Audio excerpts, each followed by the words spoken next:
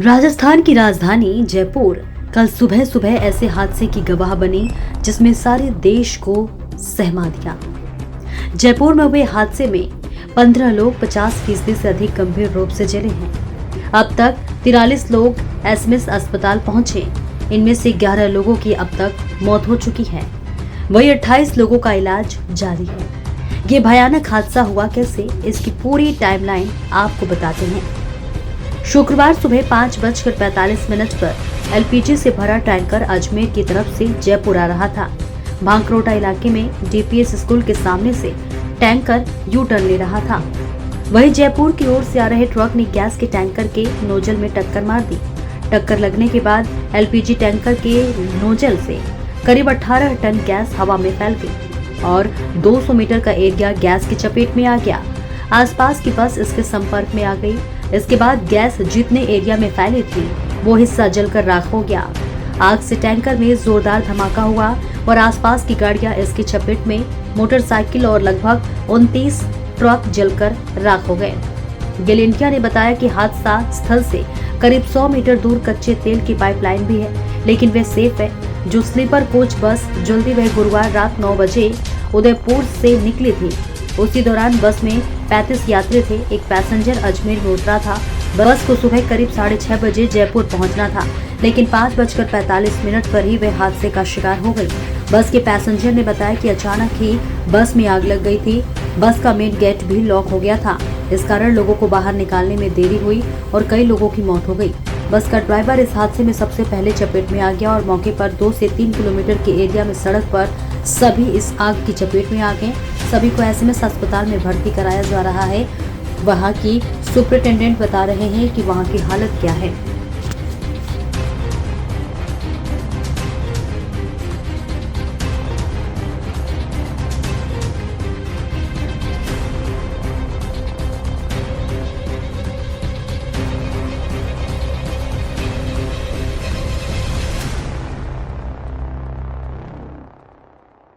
आज सुबह बड़ी ही विभत्स दुर्घटना हुई है। भांकरोटा के पास में एक सीएनजी का टैंकर था, उसमें आग लगी और उसके कारण से आसपास जो बसें थी उसमें भी आग लग गई। जैसे ही सूचना मिली, अपने मैटर्न ऑफिस के थ्रू इमरजेंसी और ट्रॉमा दोनों को अलर्ट कर दिया था और शुरू में तो 3 पेशेंट आए, फिर एकदम से पेशेंट आने लगे। अभी की स्थिति में हमारे पास टोटल 42 पेशेंट्स आ चुके हैं, जिसमें से 4 डेड बॉडी नीचे ही डेड रिसीव हुए थे। 2 पेशेंट की डेथ ऊपर हुई थी और 1 पेशेंट अभी और आया। टोटल 7 डेथ हुई हैं और इनमें से करीब 10-12 पेशेंट ऐसे हैं जिनकी बर्न परसेंटेज 60% से जाता है, जो काफ़ी सीरियस हैं।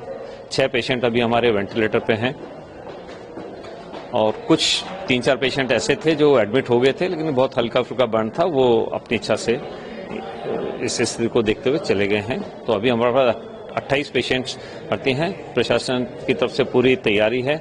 पूरा burn department, surgery department, anaesthesia department और सभी जो ऑर्थो डिपार्टमेंट, सभी के डॉक्टर्स वहां पर समय से पहुंच गए थे और सारी व्यवस्थाएं होंगी। सभी पेशेंट्स को अभी जो भी रिक्वायरमेंट थी, ड्रिप लग गई हैं, उनके एनाल्जेसिक लग गए हैं, एंटीबायोटिक लग गए हैं, जिनको कैथेटराइजेशन की आवश्यकता थी कैथेटराइज कर दिया गया है।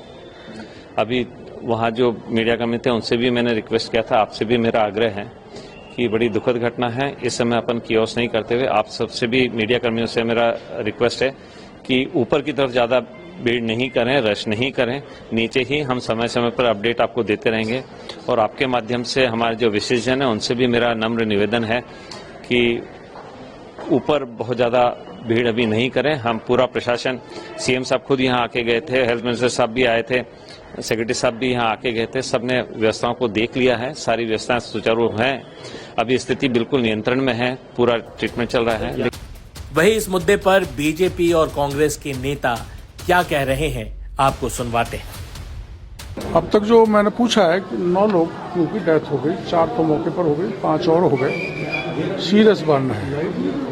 और मैं तो यही कामना करते हैं कि जल्दी से जल्दी ये जो गंभीर स्थिति में उनका जीवन बचे और डॉक्टर और पुलिस सब पूरी तरह से सतर्क हैं। किंतु जो ऐसे हादसे हैं उनको टालने के लिए कोई विशेष योजना ट्रांसपोर्ट विभाग को बनानी चाहिए। उनको ऐसे जगह पर परमिट नहीं करना चाहिए। परमिट की तो इसे एक पर्टिकुलर टाइम होना चाहिए इस समय के, जब कम से कम ट्रैफिक हो तब निकाला जाना चाहिए, ताकि ऐसी घटनाओं की पुनरावृत्ति नहीं हो। हाँ सर, ये जो घटना है, ये घटना अपने आप में एक नजीर बन जाएगी इस तरह की। आप बात करें अगर जयपुर शहर की, तो जयपुर शहर में इस तरह के तकरीबन 1 दर्जन से अधिक बम के गोले रखे हुए हैं जो गैस एजेंसियों हाँ, जैसा यही अभी उन पे भी इस तरह घटनाक्रम हो सकता है। सरकार ने पहले भी इसके संज्ञान लिया था, नोटिस भी दिए थे, लेकिन अभी तक वो गैस जो प्लांट है जो चलाया जा रहा है, इस पे आपने सही बात बताई है। इस पर एक्सपर्ट की एक कमेटी बना के और उनको कहीं न कहीं जहाँ आबादी नहीं हो वहाँ डिस्प्लेस करना चाहिए। क्या सर आपका मानना ये है कि जो एलपीजी गैस के जो गोदाम है अलग अलग जगह पे, इनके लिए कोई अलग से इसको कह सकते हैं एलपीजी जोन, व्यवस्थित शहर माने तो एलपीजी जोन इतना बड़ा महानगर है अपना, और ऐसे बड़े हादसे हो जाएं, वो रिपीट नहीं हो, पुनरावृत्ति नहीं हो, तो टेक्निकली एक्सपर्ट की कोई कमेटी बनाई जाए ताकि इनके अलग से एक जोन बन जाए और वहीं पर ये स्थित हो। सर, राजधानी जयपुर ने देश के सबसे बड़े अग्निकांड का दंश भी झेला है। जब आईओसी प्रकरण हुआ था, आप खुद भी मैं गया था उसमें, उसके बाद ये बहुत बड़ी घटनाक्रम है, क्या ऐसे घटना उसके समकक्ष नहीं होने चाहिए। ऐसा हम मुख्यमंत्री जी से निवेदन करेंगे कि कोई इसमें जांच भी करें और एक एक्सपर्ट कमेटी ऐसी बनाए जो एक राय दे कि ये हादसे आगे नहीं हो। सर, एक अंतिम सवाल मेरा ये भी है कि केंद्र सरकार का विस्फोटक विभाग जो है वो एनओसी जारी करता है इन सभी प्रकरणों में, चाहे वो एलपीजी प्लांट की बात करें, चाहे वो गैस गोदाम की बात करें।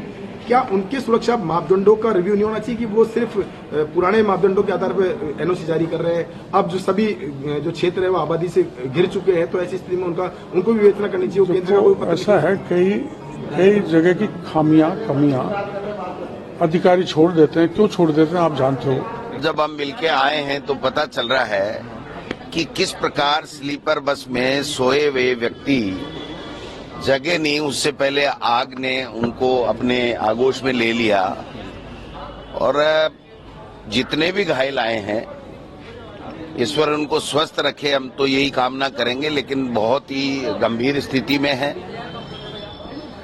20-25 लोग बहुत ही ज्यादा आग से झुलसे हुए हैं। डॉक्टर उनका इलाज कर रहे हैं। प्रशासन और सरकार पूरी मुस्तैदी के साथ में इनके इलाज के लिए लगी हुई है। ऐसे हादसे ना हो, पुनरावृत्ति ना हो, इसके लिए सरकारों को कोई न कोई पुख्ता इंतजामात आगे से करने चाहिए। जो वर्तमान में हादसा हुआ है, ये हमारे राजस्थान के लिए, पूरे हिंदुस्तान के लिए बहुत बड़ा हादसा है। इससे हमें सबक लेकर के आगे से इस प्रकार के हादसे नहीं हो, एक उच्च स्तरीय जांच कमेटी बैठा करके और उसके बाद में सरकार को कोई न कोई ठोस कार्रवाई करनी चाहिए कि भविष्य में इस प्रकार के हादसे नहीं हो।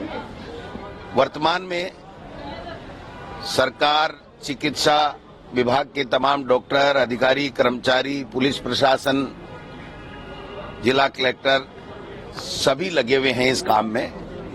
हमें इसमें इतना ही कहना है कि हम सब साथ में हैं ऐसे हादसों के ऊपर। उनके ऊपर तत्काल कैसे इनको रिलीफ मिले, कितनों की जान बचाई जा सके, कितने जल्दी से जल्दी ठीक हो, इस दिशा में हम सब लोग मिलकर के काम करेंगे। सरकार के साथ कंधे से कंधा मिला करके हम लोग खड़े हैं जहां भी जरूरत हो। कुल मिलाकर के ये बहुत बड़ा हादसा है।